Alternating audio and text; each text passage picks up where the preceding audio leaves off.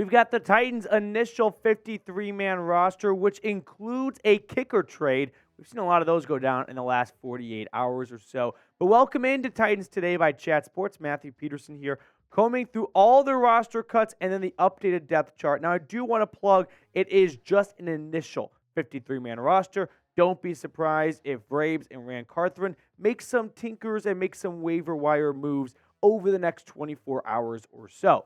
Now, if you guys have noticed that we have not had a lot of videos up on the channel lately, the reason being is we don't have enough subscribers to get more studio space here at Chat Sports. So help us correct that issue. Subscribe. Let's get ourselves to 7,500 subs, and then we can get more studio space, and you guys can get more content in return.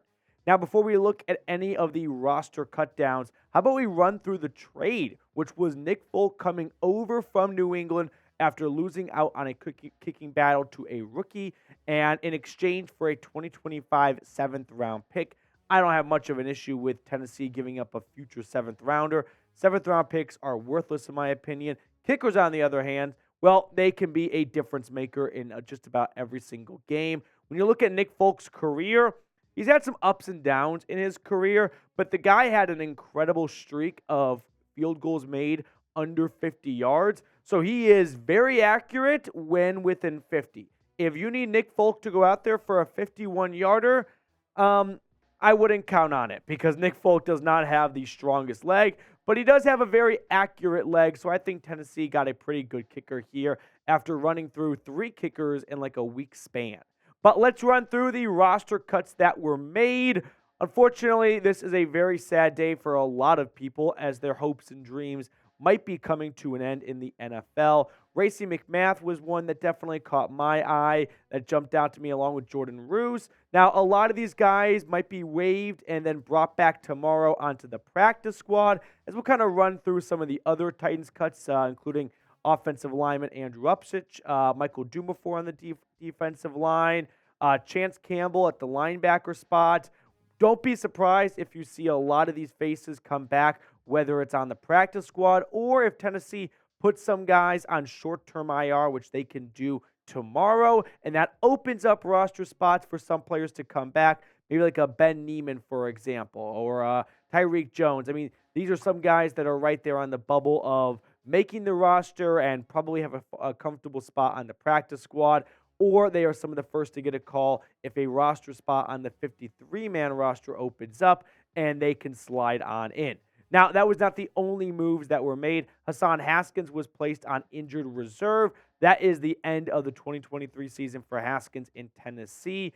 Never really figured out what was going on with Haskins, whether it was a commissioner's list or we had the undisclosed injury that we never got a lot of details on, but Haskins to IR, so his season is done.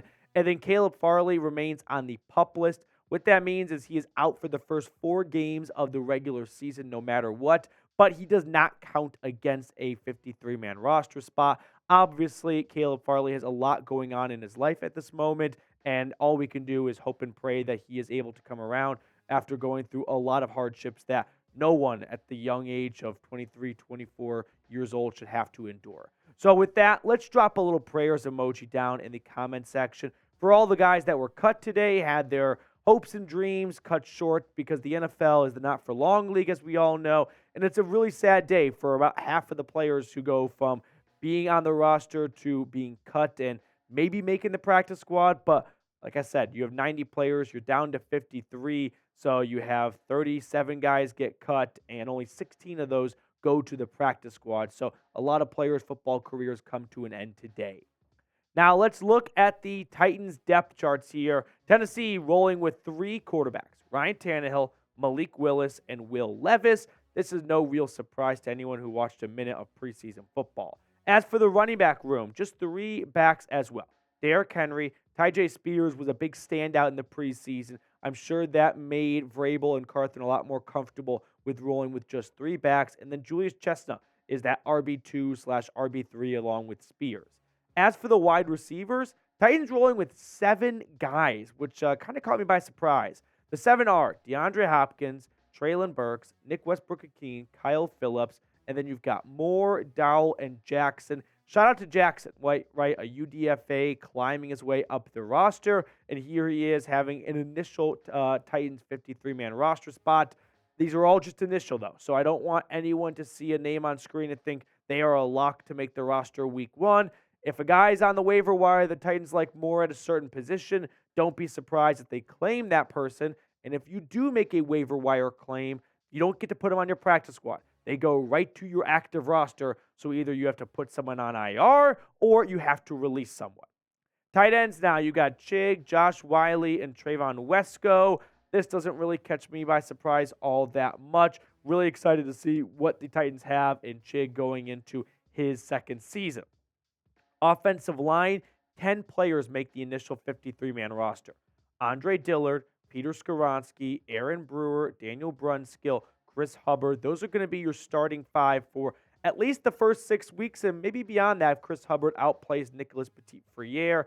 Dylan Raduns, Corey Levin, Newman, Murray, and then the rookie Jalen Duncan are the 5 backups as of now. Switching gears to the defensive side of the football, no big surprises here, right? Danico Autry, Tierre Tart, Jeffrey Simmons, Naquan Jones, and Jaden Peavy are your initial defensive linemen. Now, as for the linebackers, we've got Harold Landry, Jack Gibbons, Azeez Al-Shahir, Arden Key, Rashad Weaver. We have Reese, Monty Rice, Luke Gifford, and then Caleb Murphy. Caleb Murphy, he was sensational in the preseason. What did he have? 4 sacks throughout the 3 games.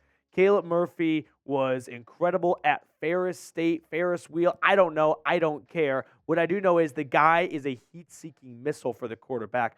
I don't think this is just a special teams move. I think he's going to be a part of this pass rushing rotation. Moving on to the cornerbacks now, you have Christian Fulton, Sean Murphy-Bunting, and Roger McCreary as your 3 starting corners. And then Avery and what about Kendall? I mean, we talked about Caleb Murphy for a moment.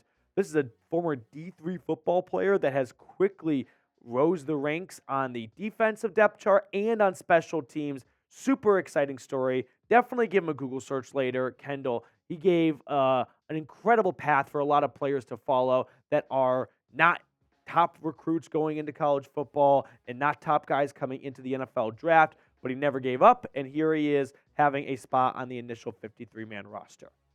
As for the safeties, the Titans rolled with 5 guys: Bird, Hooker, Molden, Jackson, and Brown. None of these moves really took me by surprise all too much. And then to round out their 53-man roster, it's the new kicker, Nick Folk, punter Ryan Stonehouse, and long snapper Morgan Cox. So those are the 53 players on the initial roster for Tennessee, but that's all it is, an initial roster. Everyone always somewhat overreacts to this, and after the waiver wire period and guys go to short-term IR, roster spots open up, players are brought back, you get a much more accurate look at what the roster will look like for week 1. But for now, that's what the Titans are rolling with. So how many wins for this Titans roster? It might be a couple of moves, but nothing too major. So how many wins do you think here? I think this is a Titans team that's going to be well coached. It doesn't have too tough of a schedule. That's in a bit of an easier division in the AFC South. I could see this team surprising people, and with a healthy Ryan Tannehill, they could go out and rattle off 8 to 10 wins. And I don't think anyone outside of Tennessee would expect that, but the folks in the Volunteer State definitely know what this team is capable of. That will do it for us on today's show. Thank you so much for tuning in. If you have not subscribed to the channel, make sure you do so. That way you do not miss a single bit of breaking news when it comes to your Tennessee Titans.